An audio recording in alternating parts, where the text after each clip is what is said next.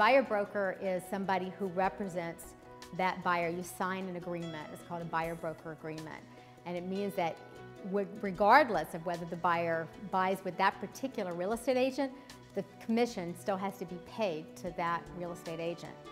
So that is something that some agents require in order to work with a buyer. I don't require that, but some agents do. And that means that the buyer has to sign the agreement, and that's who they're working with. And if they do decide to buy something with another agent, there's still commission is still due that agent who signed the agreement with them. They would sign the document because they want to have an agent who's really working hard for them.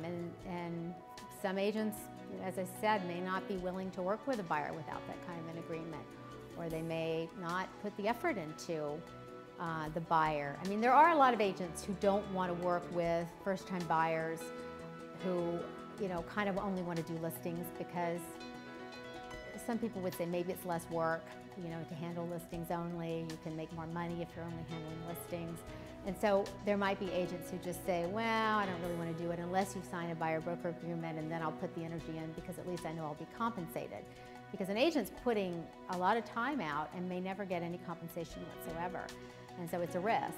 You know, it's like being a lawyer and taking things on contingency. It's the same kind of a deal. So, you know, there are agents that feel that way. I actually like to work with first-time buyers because they have this excitement and this enthusiasm that you don't get from the savvy sellers and buyers, you know. So it's exciting to me, but not every agent feels that way.